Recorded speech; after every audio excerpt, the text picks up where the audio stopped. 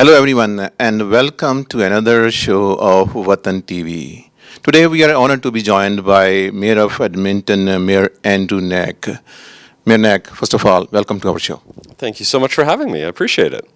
Mayor Knack, although you have taken the office of Mayor of Edmonton last year, but this is our first time doing interview with you. And first, welcome and congratulations on becoming Mayor of Edmonton. What are your experience? Just share your experience being mayor with our audience. Yeah, the experience has been incredible. Obviously, there's no city without its challenges, but for every challenge we have many other things that are going really well in our city.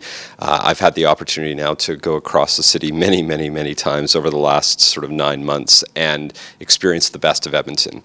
And what I saw, I got to experience part of that as a city councillor, but when you're mayor, you get to connect with even more communities and organizations that are doing incredible work. And so I know it sounds a little cliche, but it's actually quite inspiring to be able to experience what Edmontonians do day in and day out to help build a great city. As you mentioned, Mayor, you serviced Edmonton being a city councillor for so many years. And when you become Mayor of Edmonton, were there any surprises? Really the one surprise that I go back to is just the sheer amount of individuals and groups and organizations that work to build a stronger city.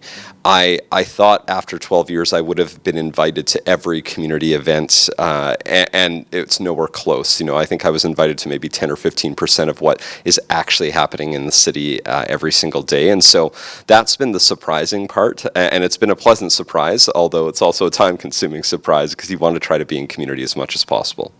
Mayor Nick, how would you describe your vision for the next 4 years for Edmonton? So City Council set our strategic priorities a couple of months ago, actually at the beginning of the year. This is something that I had set out to do if I was elected as mayor, to provide clear guidance about where we need to go. And so my priorities, I would argue, are Council's priorities. And Council set 4 strategic priorities, which is economic development, it's creating a safer city, it's managing our growth, and it's providing great quality services. These are really the basics that people should expect day in and day out. And what I hope to see over the next 4 years, I guess over the next sort of 3 and a bit years, is clear progress on each of those 4 areas. It's one thing to set those priorities, it's something else entirely to deliver on them. And our best opportunity to deliver on them will be coming up at the end of this year when we approve our next 4-year budget, which will run from 2027 to 2030. I'd like to see real progress in all 4 of those areas to make sure that Edmontonians are seeing value for their tax dollars and have even more pride in the city that they already do. Mayor Knack, whoever is seeing you very first time, to our viewers, what kind of message you want to convey, especially the newcomers who made Edmonton their home? Well, I think first is welcome to Edmonton, and thank you for choosing Edmonton as your home. We're fortunate over the last 5 years that we've added about 250,000 people into our city, many of them new to the country. And I think that's pretty spectacular. I actually think it's one of Edmonton's greatest strengths, which is that we are a city that no matter your background, no matter the country that you're from, no matter any of your beliefs, this is a place where you can call home, where you can start a family, where you have good employment opportunities. And so my message is welcome and look forward to connecting, because I do think one thing I do find with a lot of folks who are coming from outside of Canada is they don't always feel like they can engage their government. And the beauty of local government is that you can walk up to me in a grocery store, you can walk up to me at a festival, say hello, have a chat. Always happy to connect, and in fact I want to connect with folks. So if you have thoughts, if you have questions, don't hesitate to reach out, because that's what local government's all about. 100%, Mayor Knack, you are very approachable. And last time I saw you at Canada Day celebrating at the Council of India Societies, and at that time we talked about interviewing you. Mayor Knack, the city of Edmonton is one of the fastest growing city of Canada. And what are your priorities? Making sure that the city grows and the quality of the life maintained as well. Well, and I think that's been the big struggle. When you're growing as fast as we are, in particular when you're adding as much land into the city as we are, so every new neighborhood adds more roads to maintain, more parks to maintain, more fire halls to build. And so there is this pressure when you're seeing rapid population growth. And I think what I've heard from a lot of folks over the last number of years is that they're not necessarily seeing the quality of their services increase with the property taxes that they're paying. And so that's why we're going through an entirely new budget process for this next four-year budget. We're trying to set a new foundation to recognize that in a growing city, there will still be additional costs. We've added, for example, 4,000 kilometers of roadway into our city in just the last decade. That's half the entire roadway network of the city of Montreal. So there's a cost to that. But what I want to make sure I can show people is that if you're paying more, and I want that to be in a moderate way, not the same level of increases we saw over the last 4 years, but if you are going to pay more, you should see more for that money. You should see your streets being cleared more quickly. You should see the grass being cut more regularly. You should see the things that help build a more beautiful city, a safer city, a more vibrant city, and that's what I hope to see as we go forward as part of this next four-year budget process. But at the same time, Mayor Knack, well, the residents of Edmonton, they are still concerned about the property taxes, about affordability, cost of living. What did you say about that? Well, and that's why, I made the motion to do a whole new budget process. I also don't want to, set false expectations. During the campaign, I was clear that when you are adding more land that you have to cover, there will be additional costs. The thing is that what we saw in the last 4 years were some of the largest increases in the last decade. And the four-year budget before that, we had some of the lowest increases in more than 25 years. And this pendulum swinging back and forth to either extreme is really hard. If you don't have stability in your costs, I think everyone generally expects that, my insurance cost or my utility cost is probably going to go up a little bit next year. But as long as it's done in a moderate way, in a stable way, you can plan for it. Our property taxes have been going back and forth, and it's not useful for folks. So that's why I want to have a more moderate approach, but one that is actually still investing in the core services, because our five biggest expenses are policing, fire rescue, road maintenance, the infrastructure that we build, and transit. And so if you want to say, for example, actually cut taxes, you would have to cut those five core services. You would have to reduce police and fire service. You'd have to reduce transit. I don't hear a lot of appetite for that. And so what I want to do is say, let's set a new foundation, really evaluate all of our priorities, align it with the council's strategic priorities, and give people value for that money. Show them that they're going to get better service than they've been seeing in the last few years. Mayor Knack, Edmonton is still welcoming, inviting the people from other provinces from across Canada and even from across the world. Do you think the city is ready for that, for this growth? It's always tough. With this level of growth, we're probably never ready to the level you would like, especially when the provincial infrastructure funding that we used to get 15 years ago is much lower today than it was 15 years ago. So we've seen about a 66% drop in provincial infrastructure funding from 2011 to 2026. And so when you're short infrastructure funding, it's hard to be fully prepared for that. At the same time, the city's been one that has been very welcoming. We have created more housing choices for people. We've been able to keep up with certain elements of that growth. And so I do feel prepared. Obviously, though, again, and this is why I keep talking about the four-year budget, it's a really important budget for us because this next four-year budget probably won't have a lot of new things in it. It's going to focus more heavily on existing infrastructure, renewing that existing infrastructure, versus building a lot of new infrastructure when we are in these tight economic times. The traffic congestion or the construction, road construction, it frustrates residents sometimes.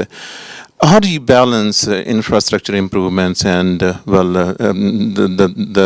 people do not angry about these? What do you have in plan? So again, tension of a growing city, a city that has a lot of inventory of roads and buildings and all of these things. I think at the end of the day, people generally expect that there has to be construction. If you're going to maintain the roads like I think we need to, we saw a lot of potholes this year. We've already filled about 211,000 potholes this year. That suggests to me we need to do more work on our roads to actually reconstruct the roads. But when you do that, that means you've got more roads under construction.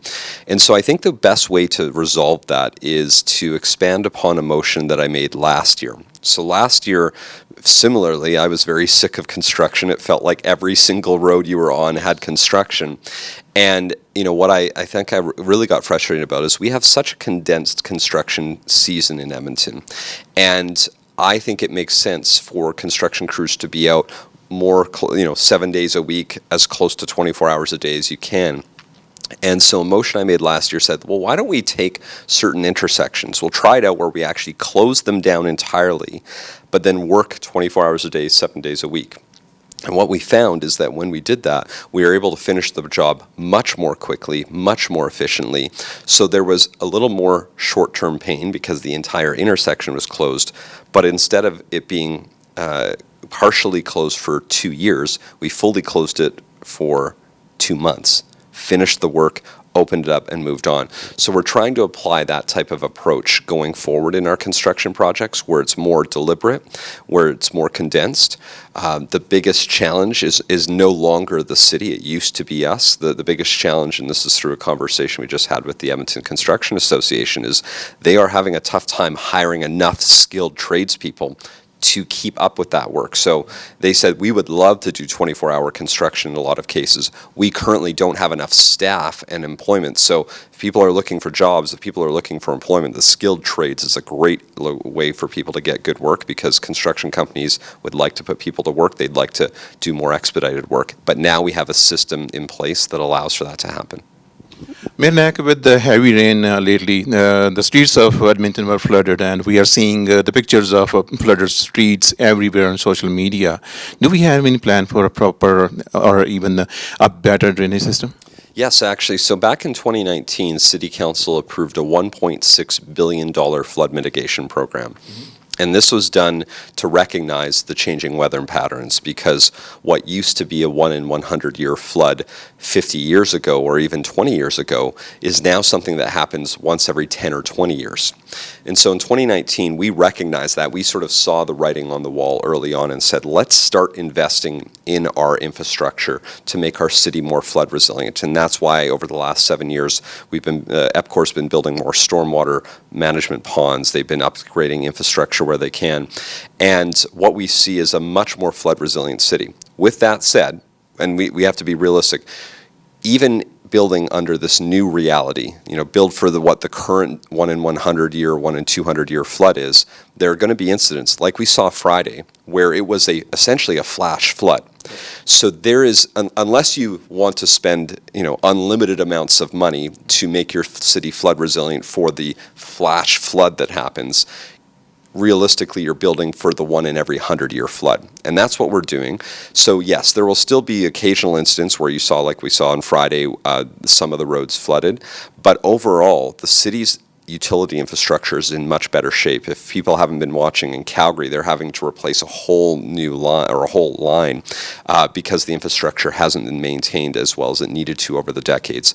We're in much better shape and far more confident about where we are, and we'll continue to do that work to ensure that all communities have that infrastructure, because that program is going to be about a 15-year program, so we're halfway through it.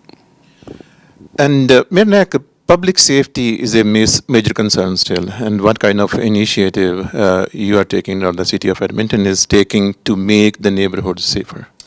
So a number of things that we're already doing right now. So if you look at Edmonton Police Service as an example, they are on a dedicated funding formula, which takes into a number of variables, but essentially it allows them to better keep up with the growth of the city. And we're one of the only cities to actually have the police service on a dedicated funding formula, and that provide that stability and certainty for them to bring in the right resources. When we put them on that funding formula, a question was asked very deliberately: will that allow you the necessary resources to follow through on your strategic plans? And the answer was a one-word answer from the chief at the time. It was yes. So we've got the right foundation, but on top of that, there's other things we are doing as a city, because Edmonton Police is a little separate from the rest of City Council. All the other city departments Council can direct. Edmonton Police Service is the one area that City Council doesn't direct. They are separate from Council based off of provincial legislation. So the other area we're doing work on is in transit safety. We've heard a lot from people who ride the transit system, and while the system has gotten better over the last 2 years, we have seen safety improve. Edmonton Police has been measuring the statistics and has seen improvements. We still hear from a lot of people who don't feel as comfortable as they would like to. As of July 2nd, we hired another 30 transit peace officers who are riding the system every day, visiting the platforms, connecting with folks, enforcing the rules, and also trying to connect those who are vulnerable into better supports and services. And I would say that's the good lead into the final thing that we're working on. While housing and homelessness and mental health and addictions is technically provincial jurisdiction, we're not sitting back and waiting for the province to act. We've been trying to fill in gaps where we can. During the winter, we invested in day spaces for folks to visit. We're working on a plan now to create integrated community health hubs in partnership with the provincial government to create more spaces for those that are struggling to be out off the street or out of the transit center and into a place where they can get the care and support they need. Because even if that doesn't contribute to quote-unquote safety, when you see disorder, some people feel that makes them unsafe. And so it's a reality that exists, and it's one that we are working on actively. And I will say the provincial government seems to be a more active partner in the last 8 to 10 months than they've been in the previous sort of 6 to 8 years. So I'm really encouraged about where we're at right now in that. Mayor Knack, you just mentioned that you're putting more funding towards better policing, but the cases of extortion, they are still on the rise, targeting East Indian community. Do you think that we need more policing or more to hire more police officers to address this issue? So the funding formula will mean that every year police can continue to hire more officers. So I think the funding is there. I think what was needed was greater coordination Canada-wide. So this is a message I had taken to the Minister of Public Safety, the Federal Minister of Public Safety, back in February to say, we are seeing those real serious incidents of extortion. In Edmonton, we were seeing it in Surrey. They were seeing it in parts of Ontario, even in Manitoba as well. There's been some recent arrests, which is good, and that suggests that the Edmonton Police Service is working closely with the RCMP. That coordination needs to continue because those were very scary incidents for a lot of Edmonton families. I talked to some of the people who were victims of those threats. And, it's terrifying for them, and rightfully so. And so I think we're starting to see the tides turning on that. We're starting to see some real arrests, but more work needs to be done on that to ensure that everyone is safe and that nobody's experiencing extortion or anything like that. What kind of message you want to convey to those Edmontonians who, because of the extortion cases, they are planning to close down their businesses or they are planning to move to other cities or the countries? Well, I would say, based off the last couple of months, we've started to see more coordination Canada-wide on this because I think sadly, moving from one Canadian city to another, which was also facing similar circumstances, doesn't necessarily move you away from that risk. What we need is that dedicated work, that coordinated work. I'm pushing the federal government on that. We're starting to see action from the RCMP. Edmonton Police has been doing good work in that space. When I had met with the Minister of Public Safety back in February, he specifically highlighted that while there is work happening Canada-wide, he was very encouraged by the work that Edmonton Police Service is doing specifically on this to target those individuals who were doing those extortion threats and making sure that they're being held accountable for their actions and actually arrested. And so I would say to anyone, let's keep working on it, keep reporting. I know that sometimes the frustration was people felt like they weren't seeing the resolution when they reported, and so some people have felt, well, why bother reporting? But they need that information. So if I could leave one message, no matter what city you're in, whether you're in Edmonton or any city across Canada where this is happening, is to make sure it's reported, because then that data is what allows Edmonton Police and the RCMP to coordinate and to see the results of some of the arrests that have been happening in the recent, just the past few months here. Thank you for that, Mayor Knack. East Indian community, or I should rather say South Asian community, is the fastest growing community in Edmonton, very active community and contributing towards the growth or the future of the Edmonton. What do you want to say about it? Well, again, I think this is a great example of the diversity that strengthens our city. And I know some people, some people say, at this point that phrase is cliche, but I actually do genuinely believe in that phrase, that diversity is our strength. The Edmonton South Asian community does so much incredible work across the entire city. They're folks that are entrepreneurs starting up businesses. They are helping to support new community members who are coming to with the necessary supports, connecting them to housing, connecting them into community. So the South Asian community plays an important role in building a stronger Edmonton, and we're so fortunate to have such a large South Asian community in our city, and we need to continue to support the work that they're doing day in and day out, because it's inspiring, it's encouraging, and it's what we need to see all Edmontonians do day in and day out. You just talked about the cultural diversity. What the city of Edmonton is doing to improve the cultural diversity or to promote multiculturalism and celebrate different cultures. So there's a few different things, and this is one where I want to give acknowledgement to my predecessor, Mayor Amarjeet. So his very first motion when he became mayor was to create an anti-racism strategy in our city. We're one of the only cities across the country, really across North America, that has anything like this. That strategy came with deliberate actions that need to be taken to build a truly anti-racist city, to build a more inclusive city. We've started down that path. That work has to continue. So again, this is where I'll come back to the budget. In this next 4-year budget, there are still resources that we need to set aside to continue that work, to make us a more inclusive, a more diverse city, a more welcoming city. I think we do a lot of things right on that space, but you still see from time to time there are examples where not everyone is as welcoming as we'd like to see. Very recently, there was an incident. We work on a civic internship program, both the council offices, the mayor's office, and our city administration. And there had been a post on the city website that showed a picture of all this very diverse youth. And sadly, the comments section was very toxic. Some people saying some very racist things. And yes, while that's a very small number of Edmontonians, it's still too many. And that's what we need to push back against. So we need to call it out. We need to speak up. We need to make sure people who think they should feel comfortable being able to say something so racist don't feel comfortable. They need to know that it's not accepted, that this city is going to push back against anyone who is not welcoming the diversity that we have. But we've got some great work to do, some more to come. But I think a great example of this is going to be Heritage Festival coming up August long weekend, because that's where you get to see Edmonton at its finest. You get to see cultural communities from across the city welcoming one another, showcasing their culture, their food, just their community. And that's what I love about our city, and we have more work to do, but I think we're leading the way in the anti-racism work with a lot more to come, and we're not going to let up on this. It's a very good example of a heritage festival that we see different cultures there, and Edmonton is welcoming more than 170 countries here in Edmonton. And what's your message to newcomers who decided to make Edmonton their home, building their business and raising their families here? Well, I think my main message is to thank them for choosing our city, for choosing to invest in our city, to raise their family in our city.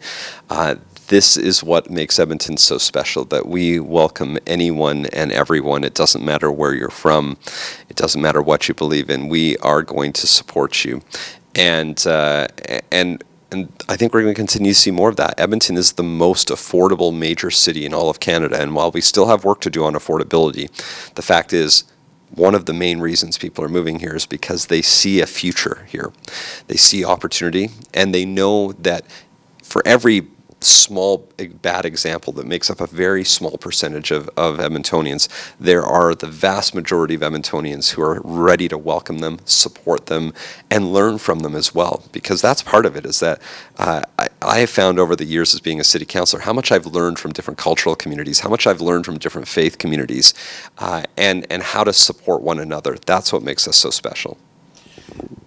Your direct message to the investors want to invest here, want to bring their businesses here, what is your direct message to them, to the investors, or to the companies, whoever want to bring their businesses here in Edmonton? I would say you're not going to find a city that can produce better talent. One of Edmonton's greatest strengths is the number of post-secondary institutions that we have. And so when you talk to a lot of companies that have set up here, one of the things they say to me over and over again is that it was very easy for them to fill their positions for those high-skill positions because we have so many post-secondaries producing amazing talent that actually complement one another. Our post-secondaries don't actually compete against each other. They complement each other and each fill in different gaps. And so if you're a company that's looking to set up, no matter what it is you're looking to do, whether what you're looking for tradespeople, whether you're looking for IT and development workers, whether you're looking for, you name it, you're going to be able to get that talent here. And the fact that so many people are moving here because it is more affordable. You have the opportunity to buy a home here. So it's a lot easier if you're looking to start up a business to say, look at the entire talent pool that exists here. Look at the environment that exists to support the attraction of people to the city. Why wouldn't I set up here in Edmonton? Because this is the place where I'm going to be able to set up my business, have success, and see a growing customer base, and a city that is also ready to support you if you're looking to manufacture something and then export that to other parts of the country or other parts of the world. We'll be here to support you. The fact is, the City Council approved economic development as one of our 4 strategic priorities, and that is far more than words on a piece of paper. It's going to include very deliberate action to make sure that when you're looking to set up a business, it can be done quickly, it can be done efficiently, it can be done in a cost-effective manner, and then you're going to have the talent to back it up. And let's talk about the hottest topic here, a debate going Alberta remaining within Canada or separate from Canada. You just put forward a motion, Alberta remaining in Canada.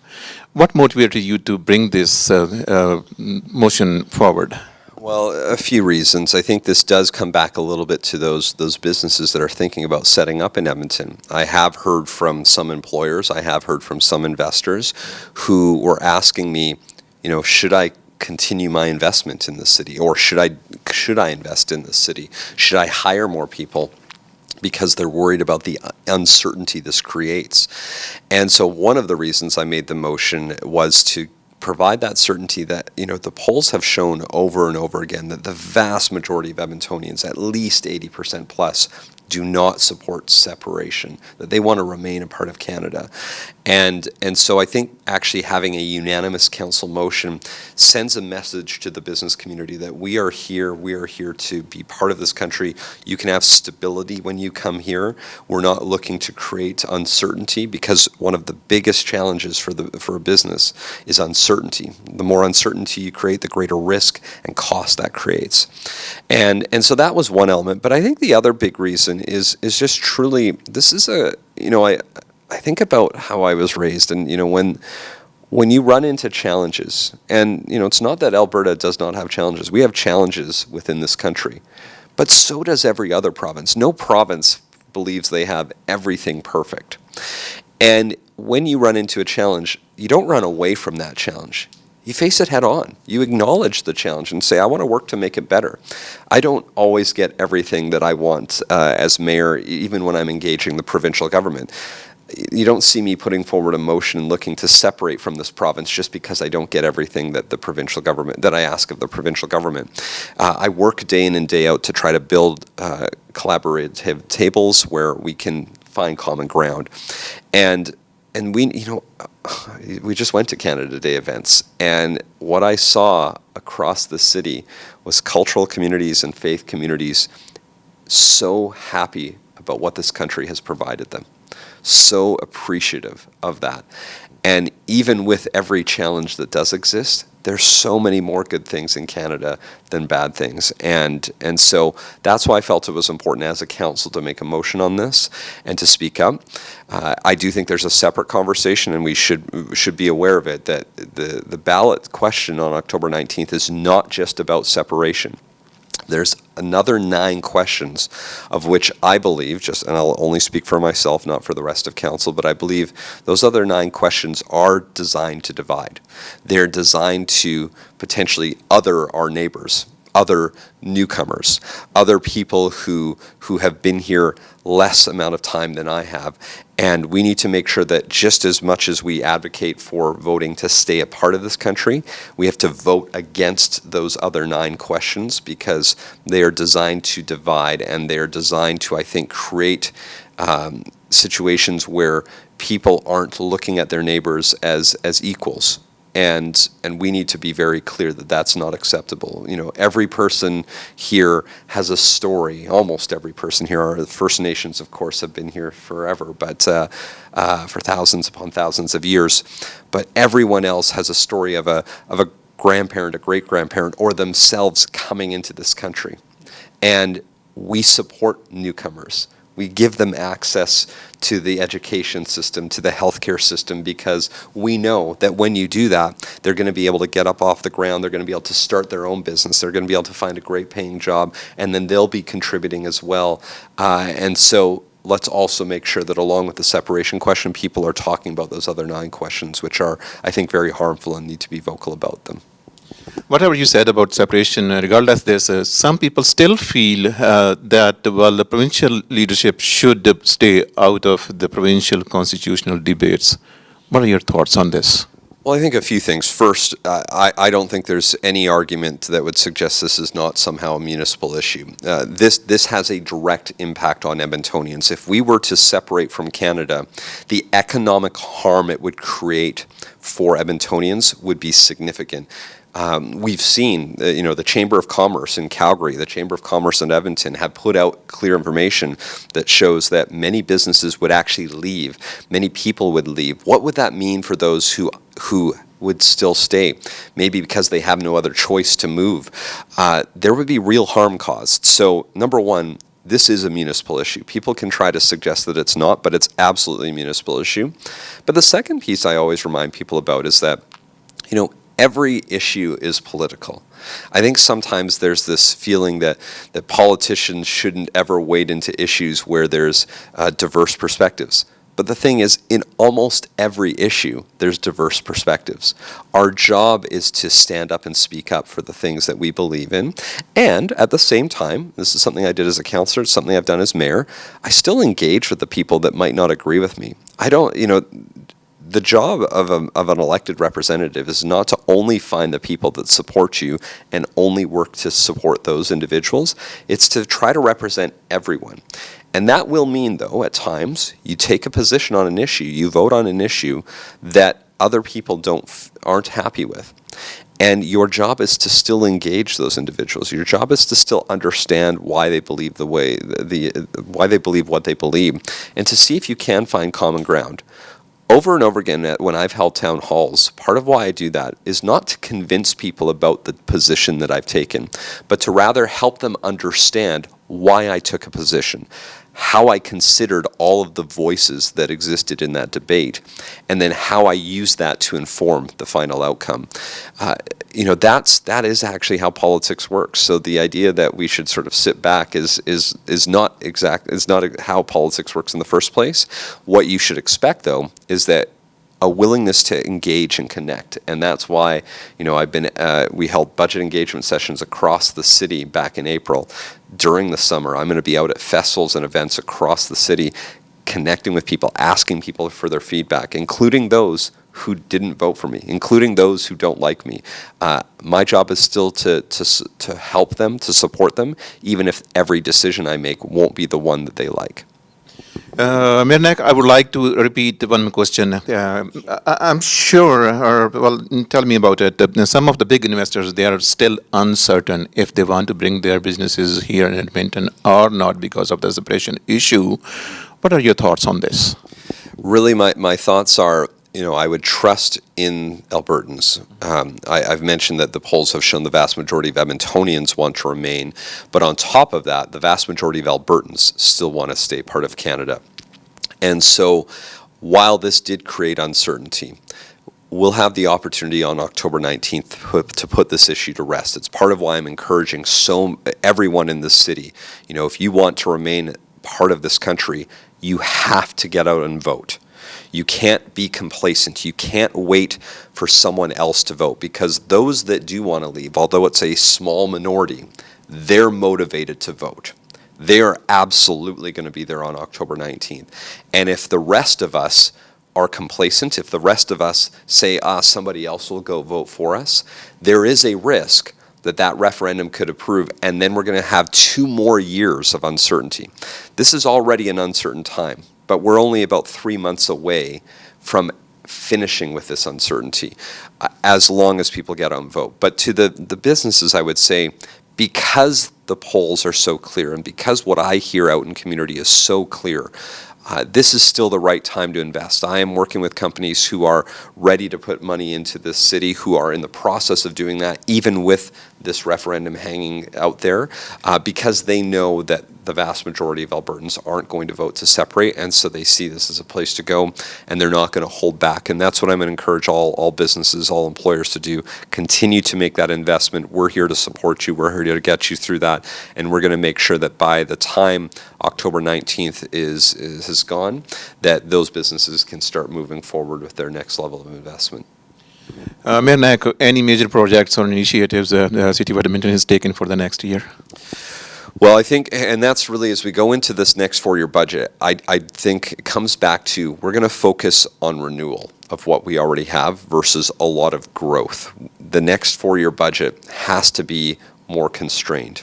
It has to recognize that even though we are a growing city and an expanding city, the amount of infrastructure need that we have means we need to focus our dollars on renewal of what we already have, renewal of existing buildings, renewal of our roadways, renewal of our transit service, renewal of all of that type of infrastructure. So I don't think you're going to see the big new shiny thing in the next 4-year budget. You're not going to see us put forward a motion for a new rec center or something like that. You're going to see us say, let's focus really on what we have today. Let's focus on those basics and still create an inclusive and welcoming city. Mayor Knack, if we sit together for another interview 4 years from now, what would you like to share with our audience with pride? What I think I want to see in that interview 4 years from now is people saying, you had set out 4 priorities of economic development, managing our growth, quality services, and safety, and I've seen an improvement in those areas. Because at the end of the day, that's what impacts your quality of life. That's what allows you to stay focused on your family, on your community. As long as we're taking care of the basics, as long as we're making sure that you don't have to think about those other things, then you get to spend time building a business, building a community, building a family. And I hope what that does, and is at the end of this term, is give people even more pride in the city. The fact that so many people have moved here is a great sign. It's a sign that people see this as a city of opportunity. I want to continue to see more people choosing Edmonton, and I want to see those that have chosen our city, whether in the last year or have been here their entire lives, is that they look back and say, I'm seeing improvement in the day-to-day work in the city. I'm seeing improvement in my life, and that's what's most important to me and to the council, and that's why we set out those priorities. And finally, Mayor Knack, your message to the viewers of Watan TV and to the entire South Asian community. Again, I would come back to a very simple message, which is that the South Asian community has contributed so much in our city. We're so very fortunate to have you here in Edmonton, investing in Edmonton, building a community, building a family, and let's stay connected. Right? At the end of the day, municipal government is the level of government. It's the order of government that is most directly connected. So please reach out. Please be involved in your city. Please know your voice is important in shaping the decisions that we're making. And that means whether it's coming out to City Hall to participate in a meeting or just reaching out to your councillor and to our office to share your feedback, your thoughts, coming out to the community events and continuing to create great community events. And that's what Edmonton is all about. And it's very appreciative of having the chance to have this chat. Thank you so much, Mayor Knack, for taking time out and talking to our audience. Thank you so much. It's my pleasure. Thanks for having me.